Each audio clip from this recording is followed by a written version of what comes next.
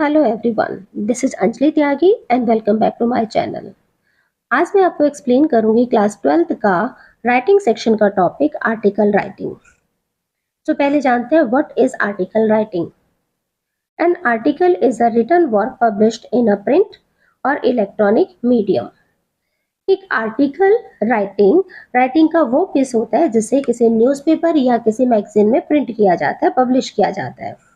It may be for the purpose of propagating news, researching result, academic analysis और debate। ये किसी news को प्रसारित करने के लिए, किसी रिसर्च के रिजल्ट को प्रसारित करने के लिए, academic analysis या डिबेट को प्रसारित करने के लिए यूज किया जाता है। Generally, it is a piece of writing that is published in a newspaper or magazine। Generally, article writing किसी न्यूज़पेपर या मैगजीन में पब्लिश करने के लिए लिखा जाता है। Article writing format.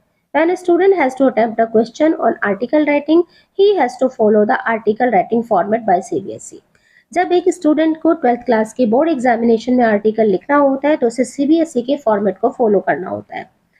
सीबीएसई के फॉर्मेट के अकॉर्डिंग सबसे पहले हम लिखेंगे heading, after that byline and then body या content. Heading, the heading should be catchy and in not more than 5 to 6 word. जो हेडिंग होना चाहिए वो कैची होना चाहिए, जिसको देखते ही पता चल जाए कि इसमें क्या पूछा गया है, और वो 5 और 6 वर्ड से ज़्यादा ना हो।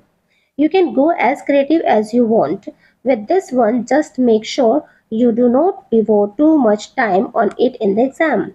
आप जितना कैची, जितना क्रिएटिव टॉपिक लिख सकते हैं, हेडिंग लिख सकते हैं, उतना लिखिए, लेकिन इसको सोचने में ज़्यादा टाइम वेस्ट मत कीजिएगा। Byline, it refers to the name of the person writing the article. Byline में उसका नेम लिखा जाता है बाय दैट पर्सन जो कि आर्टिकल लिख रहा है।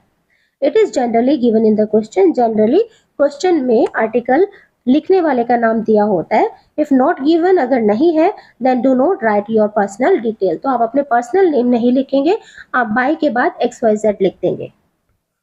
बॉडी ऑफ द आर्टिकल या फिर content, it is the main part of writing page. It generally consist of 3 to 4 paragraphs. इसमें जनरली 3 या 4 पैराग्राफ में हम आर्टिकल राइटिंग लिखते हैं। Paragraph 1 begin with a short introduction of the topic, its meaning to be precise. यानी कि हम जब स्टार्टिंग करेंगे पैराग्राफ की, आर्टिकल लिखने की, तो फर्स्ट पैराग्राफ में हम इंट्रोडक्शन देंगे टॉपिक का और उसके मीनिंग को शॉर्ट में बताएंगे।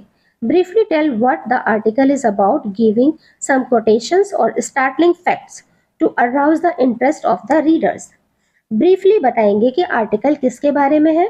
आप कोई कोटेशन लिख सकते हैं, स्टार्टलिंग फैक्ट, कोई हैरान कर देने वाली सच्चाई लिख सकते हैं, या फिर ऐसे फैक्ट लिख सकते हैं जिससे कि रीडर का इंटरेस्ट उसको पढ़ने में बने। पैराग्राफ 2, इसको हम 2 या 3 पैराग्राफ में लिख सकते हैं। Now this part can be written in either 1 or 2 paragraphs। You are required to do a complete analysis of the subject matter in question। इसमें आप complete analysis करेंगे सब्जेक्ट, जो भी आपको टॉपिक दिया है उसका, क्वेश्चंस के साथ में। It may include types, in how many forms does the problem exist। इसमें आप ये लिख सकते हैं कितनी तरीके से जो प्रॉब्लम एग्जिस्ट कर रही है, या you are required to mention the various possible types, या इसके कितने अलग अलग टाइप्स हो सकते हैं। It depends upon the question। Cause and effect relationship, develop the cause and effect relationship by supporting it with facts। Develop करिएगा कि क्या कारण है इस चीज़ की, उसके क्या प्रभाव पड़ रहे हैं, और उसके सपोर्ट में हम क्या फैक्ट दे सकते हैं या डेटा दे सकते हैं। You may also right the consequences, और आप इसके परिणाम भी बता सकते हैं कि इसकी वजह से इसके क्या परिणाम हुए हैं।